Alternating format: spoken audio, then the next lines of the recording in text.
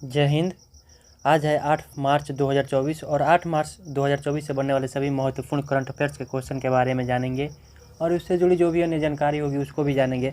तो पहला क्वेश्चन है, किस रेलवे जोन ने 14 करोड़ रुपए का कबाड़ बेचा है? तो ऑप्शन बी, उत्तर रेलवे ने। उत्तर रेलवे का मुख्यालय दिल्ली है, नई दिल्ली।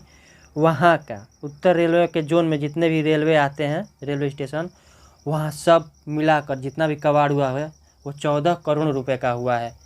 बताइए, एक जोन में 14 करोड़ रुपए का हुआ है और सबसे ज़्यादा, हर जोन में सबसे ज़्यादा कबाड़ यहीं पे मिला है।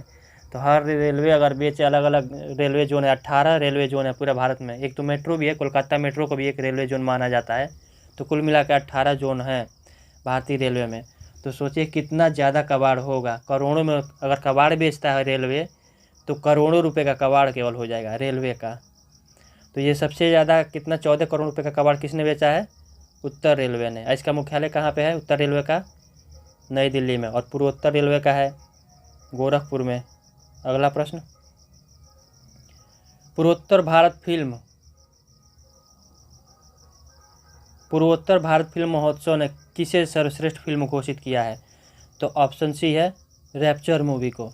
रैप्चर मूवी को सर्वश्रेष्ठ फिल्म के रूप में घोषित किया है। इसका आयोजन कहाँ हुआ है? पूर्वोत्तर भारत फिल्म महोत्सव 2024 का आयोजन कहाँ हुआ है? तो ये मणिपुर के इम्फाल में आयोजित हुआ है। और सर्वश्रेष्ठ निर्देशक का पुरस्कार पवन कुमार को मिला है और उन्होंने एक फिल्म बनाया है जोसेफ्स सन, इसके लिए उन्हें सर्वश्रेष्ठ निर्देशक का पुरस्कार मिला है। और कुल ये जो आयोजन हुआ है पूर्वोत्तर भारत फिल्म का आयोजन, उसमें कुल 8 फिल्म को दिखाया गया था। तो सबसे ज़्यादा ज़रूरी है कि पूर्वोत्तर भारत फिल्म महोत्सव में सर्वश्रेष्ठ फिल्म किसे घोषित किया गया है? तो ये रैप्चर फिल्म है, इसे सर्वश्रेष्ठ फिल्म घोषित किया गया है।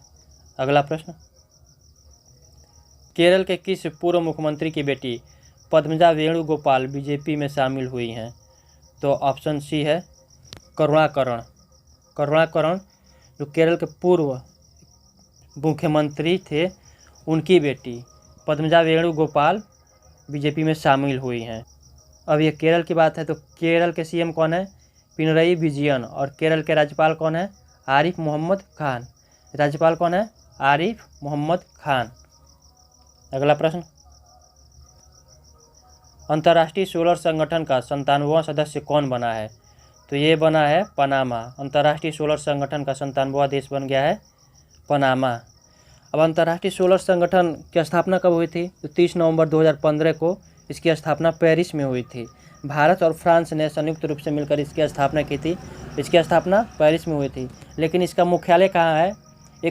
मात्र एक अंतर्राष्ट्रीय संगठन है, अंतर्राष्ट्रीय सोलर संगठन, जिसका मुख्यालय भारत में है। इसका मुख्यालय कहाँ पे है? गुरुग्राम में। अगला प्रश्न, कौन सा नया हेलीकॉप्टर भारतीय नौसेना में शामिल हुआ है? तो ऑप्शन ए है INS 334। INS 334 भारतीय नौसेना में शामिल हुआ है। बाकी INS गरुड़ ये तो जहाज़ है और ये भी INS जटायु ये भी जहाज़ है। अगला प्रश्न, अध्यात्म का अनुभव परियोजना कहाँ शुरू हुआ है? तो ये शुरू हुआ है, ऑप्शन ए है, चित्रकूट, मध्य प्रदेश का चित्रकूट। उत्तर प्रदेश का चित्रकूट में नहीं, मध्य प्रदेश के चित्रकूट में इसका शुभारंभ हुआ है।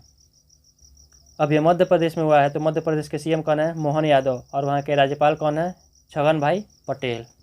अगला प्रश्न, किस देश ने भारत के साथ स्थानीय मुद्रा में व्यापार करने के लिए समझौता किया है?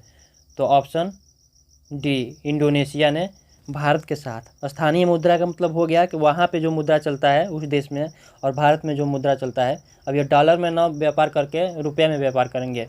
इंडोनेशिया का राजधानी कहाँ पे? जकार्ता। और इंडोनेशिया की मुद्रा क्या है? रुपया। प नहीं होता है, जैसे अपना रुपया है तो वहाँ की मुद्रा में प की जगह फ रहता है, रुपया है। तो वहाँ की मुद्रा रुपया और भारत की रुपया दोनों आपसी व्यापार में इसी मुद्रा का प्रयोग करेंगे, डॉलर का प्रयोग नहीं करेंगे। अगला प्रश्न, उज्ज्वला योजना के अंतर्गत सब्सिडी को कितने साल तक और जारी रखा जाएगा? अभी जो गैस सिलेंडर मिलता है उज्ज्वला योजना के तहत, तो उसमें 365 रुपये तक मिलता है सब्सिडी, तो उसको 1 वर्ष तक और जारी रखा जाएगा। हो सकता है कि चुनाव हो जाए या फिर उसका अगले सत्र में ये ख़त्म हो जाए, तो 1 वर्ष तक इसको और जारी रखा जाएगा। उज्ज्वला योजना के तहत जो सब्सिडी मिल रहा है 365 रुपये, सबको तो नहीं मिलता है, कुछ लोगों को मिलता है, कुछ लोगों को नहीं मिलता है। अगला प्रश्न, विश्व ओलंपिक मुक्केबाजी को किसने क्वालिफाई किया है? तो ऑप्शन सी है निशांत देव ने। इन्होंने विश्व ओलंपिक मुक्केबाजी को क्वालिफाई किया है। बाकी 5 लोग और भी गए थे मुक्केबाजी में, वो लोग मतलब क्वालिफाई नहीं कर पाए, और इन्होंने निशांत देव ने मुक्केबाजी को क्वालिफाई किया है। अगला प्रश्न,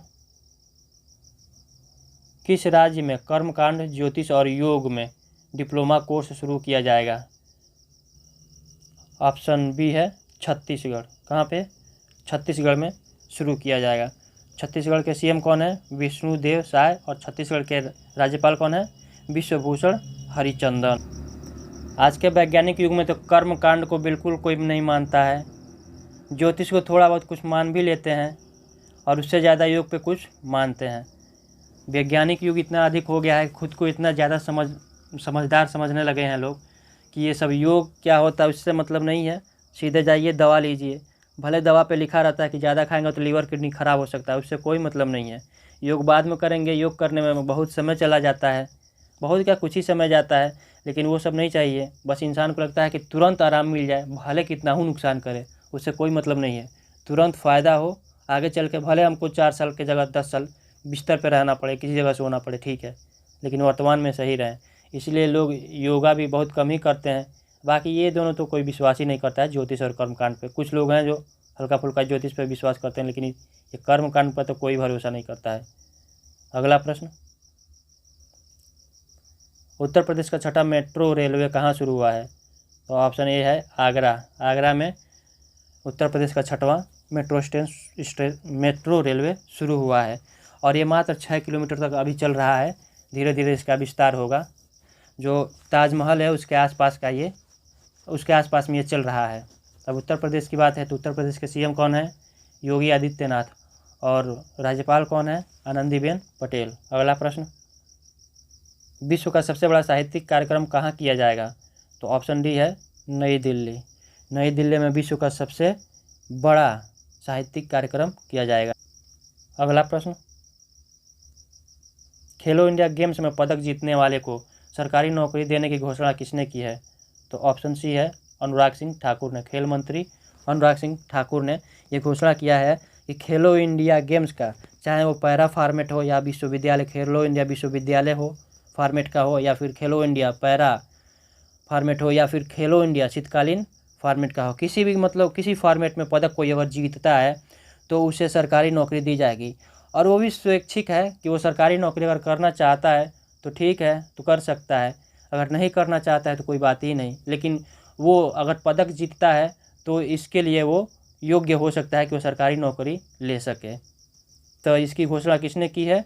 अनुराग सिंह ठाकुर ने। अगला प्रश्न, INS जटायु का जलावरण कहाँ हुआ है?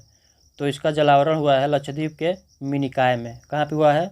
लक्षद्वीप के मिनिकॉय में। अगला प्रश्न, मैं हूँ मोदी का परिवार कैंपेन कहाँ शुरू हुआ है? तो इसका शुरुआत छत्तीसगढ़ में। कहाँ हुआ है? छत्तीसगढ़ में। ऑप्शन ए छत्तीसगढ़ में। मैं हूँ मोदी का परिवार।